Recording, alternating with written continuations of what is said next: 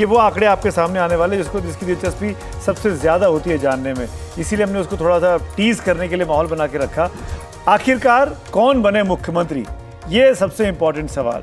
38% लोग अभी भी शिवराज सिंह का नाम ले रहे हैं, 34% कमलनाथ का नाम लेते हैं, ज्योतिरादित्य सिंधिया 4% पे हैं, नरेंद्र सिंह तोमर 2% पे हैं, और बाकी लोग भी आप देख सकते हैं 6 और 4 और 12% के आसपास हैं।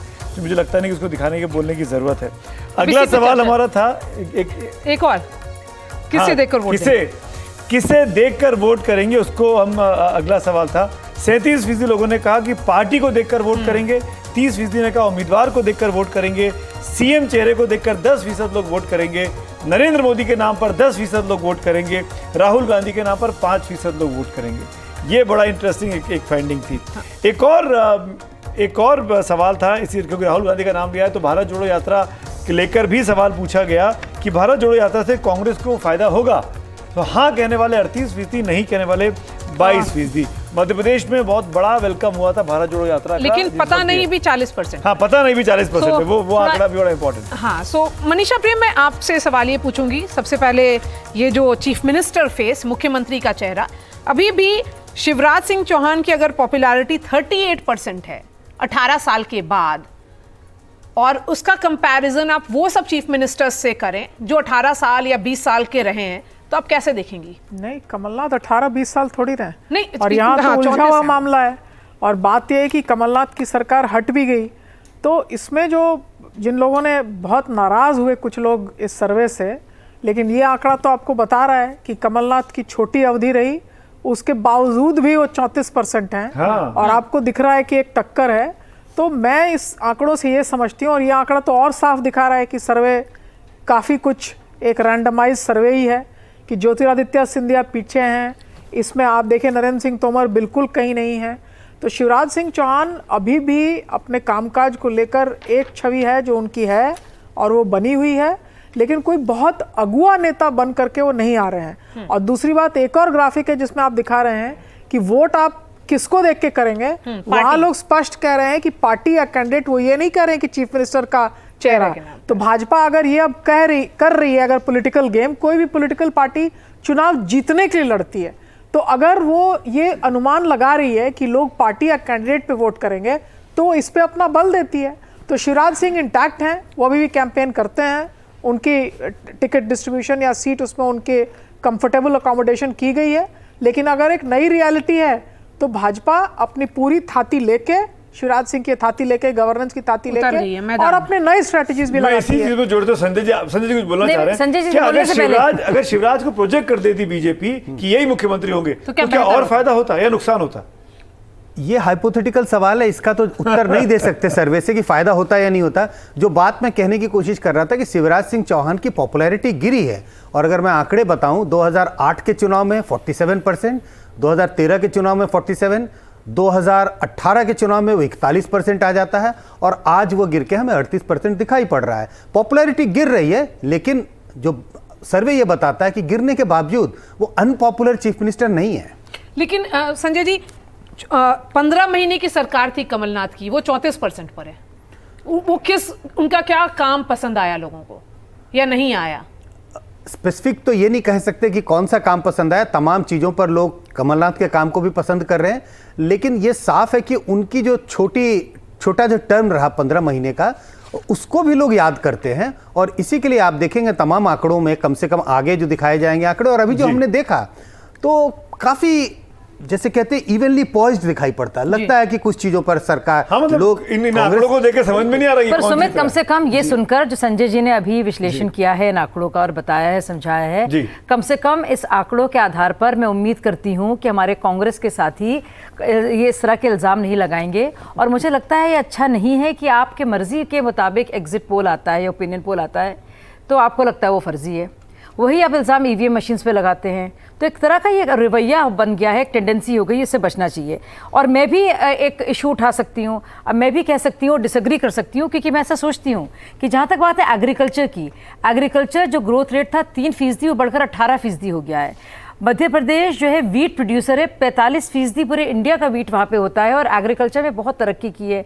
जहाँ तक जो किसान निधि योजना है उसमें आप देखेंगे सम्मान योजना है, वो उस राशि को लेकर बहुत ज़्यादा आवंटन हुआ है, उससे फायदा हुआ है, लेकिन वो आंकड़े शायद यहाँ नहीं बता रहे हैं। लेकिन इसका मतलब ये नहीं है कि मैं कहूँगी कि किसानों का जो डिस्कंटेंट है, जो नाखुशी है, वो दिखता है सर्वे में। 53% लोग काफी हद तक नाखुश हैं किसानों से। और ये एग्रीकल्चर स्टेट है मध्य प्रदेश, बहुत बड़ी पैमाने जनसंख्या है जो कृषि पर काम करती है। गेहूं वहाँ की सबसे बड़ी पैदावार है, गेहूं और तिलहन। आपको लगता नहीं कि ऐसी परिस्थितियों में ये एक मैसेज है बीजेपी के लिए कि आप किसानों को अपने साथ नहीं रख पाए? नहीं, देखिए या ये आप कह रहे हैं और आई एम श्योर कि कुछ वजह होगी, किसी आधार पर कह रहे होंगे, ये आंकड़े हैं वजह, लेकिन बिल्कुल। और मैं आपको इसका स्पष्टीकरण है, सफाई में कह देना चाहूंगी कि 2123 करोड़ का इंटरेस्ट वेव किया गया है, उसमें 11 लाख किसान परिवारों को फायदा हुआ है और 25,000 करोड़ का आवंटन है जो राशि दी जाती है किसानों के सम्मान की। तो और जो एग्रीकल्चर है, आप देखिए नंबर 2 है पूरे इंडिया में, और एग्रीकल्चर का रेट 18% है और 45% यानी कि सबसे बड़ा प्रोड्यूसर जो है वीट का, गेहूं का, वो मध्य प्रदेश है। अभय दुबे बोलना चाह रहे हैं आपकी बात पे। अभय लगातार बोल रहे हैं, कमांड मिल रहा है। अभय, आप कुछ कहना चाह रहे थे? सुमित जी, देखिए मैं बड़ा हतप्रभ हूँ। शाजिया जी पत्रकार भी रही और अध्ययन भी खूब करती है। तो पहले सबसे हिंदुस्तान का सबसे बड़ा वीट प्रोड्यूसिंग स्टेट जो है वो उत्तर प्रदेश है। सेकंड, उसके बाद मध्य प्रदेश, उसके बाद मध्य प्रदेश। सेकंड बोला था मैंने 45% बोला था। मैं चुनौती देता हूं अगर आपने सेकंड बोला। खैर इस बहस में नहीं जाते। चलिए अब विषय क्या है, क्यों ऐसा हुआ फिर कि मंदसौर में फसलों के दाम मांगने पर किसानों के सीने में शिवराज सरकार ने गोलियां मांग दी? वो दाम ही तो मांग रहे थे फसलों के। अभी इलेक्ट्रिसिटी की सरप्लस स्टेट बताया। मैंने जब पूछा अभी डिपार्टमेंट में कि सोयाबीन की फसलें जो बर्बाद हुई अवर्षा की वजह से, किसान कह रहे थे बिजली पर्याप्त दे दीजिए, नहरों से पानी छोड़ दीजिए। तो उन्होंने कहा 3000 मेगावाट की डिफिशियंसी पीक आवर्स में है, हम बिजली उपलब्ध नहीं करा सकते। ये जो रिपोर्ट दी है ये तो केंद्र सरकार नहीं दी कि आमदनी कम हो गई। 19 स्कीम सेंट्रल स्पॉन्सर्ड चलती है। 2 दिन पहले मैंने प्रेस कॉन्फ्रेंस ली थी। उस 19 में से 18 स्कीम में सुमित जी अप्रैल से लेके आज तक 6 माह से अधिक हो गए, एक भी पैसा नहीं दिया, जीरो। केंद्र सरकार ने नहीं दिया और स्टेट गवर्नमेंट ने अपने अकाउंट से पैसा उसमें खर्च नहीं किया, क्योंकि मैचिंग ग्रांट नहीं होगी तो पैसा कहां से खर्च करेंगे। 150 स्कीम्स अलग अलग विभागों की है। वृद्धावस्था की पेंशन है, छात्रों की छात्रवृत्ति है। मैं बड़ा खुलासा आने वाले 3 दिन में हम करेंगे उन दस्तावेजी प्रमाणों के साथ। तो इकोनॉमिकल और भी योजनाओं की बात कर लेते हैं, क्योंकि हमारे पास कुछ डेटा है वो बहुत ही इंटरेस्टिंग है, तो आप इस पे नजर रखें। सवाल हमारा था, मुख्यमंत्री आवास योजना के लाभार्थी किसे वोट देंगे? बीजेपी 59%, कांग्रेस 38%। अगला सवाल, लाडली बहना योजना जो शिवराज सिंह चौहान की बहुत ही पॉपुलर योजना है, 48% लोगों ने कहा भाजपा को देंगे, कांग्रेस को कहा 42%। प्रधानमंत्री आवास योजना के लाभार्थी किसे वोट देंगे? भाजपा 57%, कांग्रेस 37%। उज्ज्वला जो बहुत ही पॉपुलर स्कीम है मोदी सरकार की, उसके लाभार्थी किसे वोट देंगे? बीजेपी 48%, कांग्रेस 43%। यहाँ पर मुझे समझ में नहीं आ रहा है इसको किस तरह से देखा जाए। योजना सेंटर की है लेकिन फिर भी लोग कांग्रेस को 43% देख रहे हैं। संजय जी, देखिए योजनाएं तो हैं और योजनाओं से फायदा मिल रहा है, लेकिन वोटर के पास एक वोट होता है और कई कंसिडरेशंस होते हैं वोट देने का। आपने देखा जो पुराने हमने आंकड़े दिखाए, जो पहले आंकड़े दिखाए, पार्टी को देखकर वोट देने वाले तकरीबन 30 से 35% लोग हैं और कैंडिडेट को देखकर वोट देने वाले अनदर 30% हैं। तो ऐसे लोग जो पार्टी उनके लिए सबसे प्राइम कंसिडरेशन है या कैंडिडेट प्राइम कंसिडरेशन है, उनमें से भी ऐसे लोग हैं जिनको इन योजनाओं का लाभ मिला है। तो लाभ नहीं मिला इस कारण से वो वोट नहीं देंगे या लाभ मिला इस कारण से सिर्फ वोट देंगे, तो यही प्राइम कंसिडरेशन नहीं है। तमाम तरह की कंसिडरेशंस होते हैं वोट देने का और उसमें एक लाभार्थी भी है।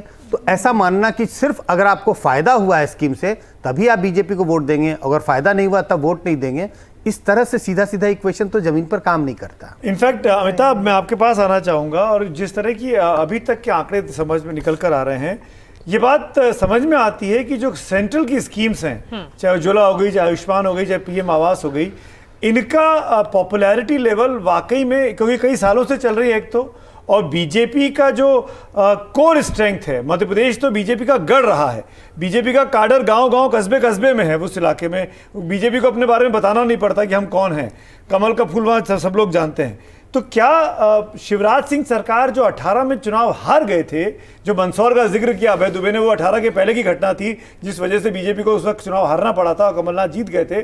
मैं ये जानना चाह रहा हूँ, क्या आज भी इसीलिए बीजेपी ने नरेंद्र मोदी के नाम पर ही चुनाव लड़ने का फैसला किया? उनकी स्कीम्स पॉपुलर हैं, उनकी बातें पसंद आती हैं और वो किसी भी नेता से आज की तारीख में सबसे अधिक पॉपुलर हैं पार्टी के अंदर।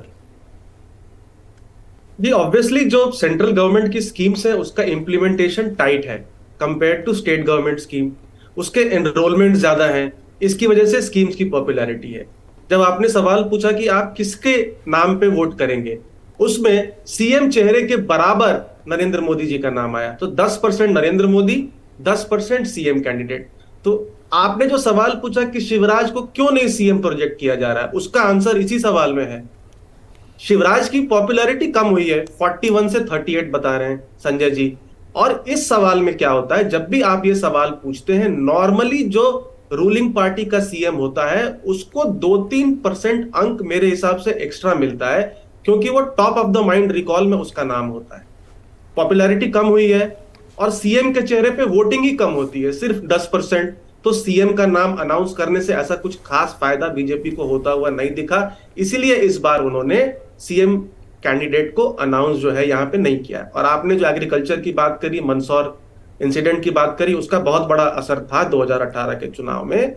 और जहां पर एग्रीकल्चरल ग्रोथ हुई है, एक रेवोल्यूशन सॉर्ट ऑफ हुआ है एमपी में, लेकिन ये भी एक बात है कि टॉप 5 फार्मर सुसाइड स्टेट्स में मध्य प्रदेश रहा है, इसीलिए वहां पर एग्रीकल्चर डिस्ट्रेस है। और इसीलिए आपके सर्वे में दिख रहा है कि 53% किसान जो है वो कह रहे हैं कि ये मुद्दा जो है रहेगा, भारी पड़ेगा जब वो वोट डालने जाएंगे।